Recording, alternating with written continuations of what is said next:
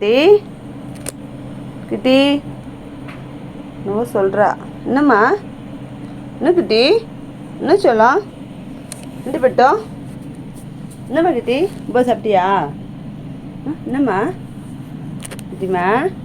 என்ன சொல்ல? நொடி பட்டோ நொடி பட்டு பொண்ணா? என்னம்மா கிட்டி? என்ன செல்லத்துக்கு என்னவோ சொல்கிறாங்க அம்மா. என்னம்மா உங்கள் குழந்தை உடம்பு சரியில்லாமல் இருக்கா? கண்டிப்பட்டு ஆ பள்ளி இருக்காங்க பாருங்க. புஜ்ஜு கிட்டிமா வந்து ஒரு பள்ளி பார்த்துட்டா ஜன்னலில்.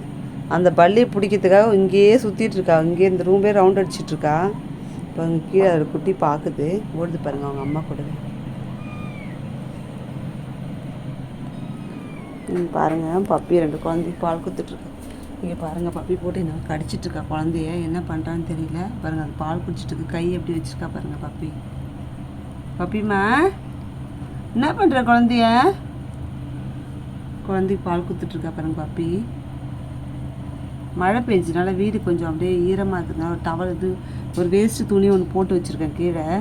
அது மேலே படுத்துட்ருக்காங்க. பெட்டு மேலே 2 பேரும் யூரின் போய் வச்சிடுறாங்க. 2 குட்டிங்களும். புஜ்மா பாலாட்டுறா பாருங்க. புஜ்மா பட்டு நடி சொல்லலாம். போ சாப்பிட்டீங்களா அடிப்பட்ட புஜ்மா? பப்பி புஜ்மா புஜ்மான்றேன். புஜ்மா தான் இவங்க அம்மா. இவங்க தான் பொண்ணு இல்லைம்மா. உங்கள் அம்மா வீட்டுக்கே வர மாட்டேன். வந்து உங்களை பெற்று போட்டு என்கிட்ட விட்டுட்டு போயிடுறா. உங்கள் எல்லாருக்கும் நான் பால் ஊற்றி சாப்பாடு போட்டு வளர்த்துட்ருக்கேன்.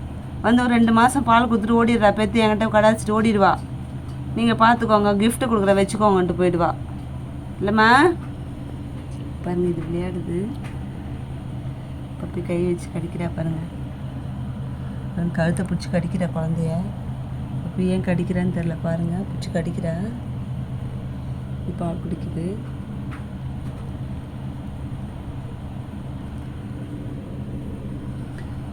பாருங்கள் ஃப்ரெண்ட்ஸ், இவங்களாம் வந்து சாப்பிட்ட உடனே அப்படியே சந்தோஷமாக வந்து படுத்துட்டா பாருங்கள்.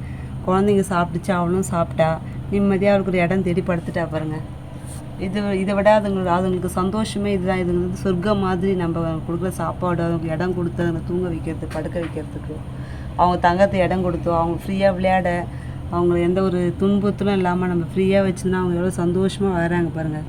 இதெல்லாம் உண்மையிலே நமக்கு பெரிய ஒரு புண்ணியம். கடல் கொடுத்த கிஃப்டாகவும் நம்ம நினச்சிக்கணும். நமக்கு ஒரு புண்ணியமாகவும் நினச்சிக்கணும் நம்ம இதை.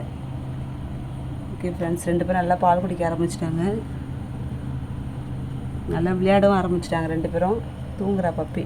ஓகே ஃப்ரெண்ட்ஸ், அவங்க விளையாடும் போது நான் வீடியோ போடுறேன். பாய்.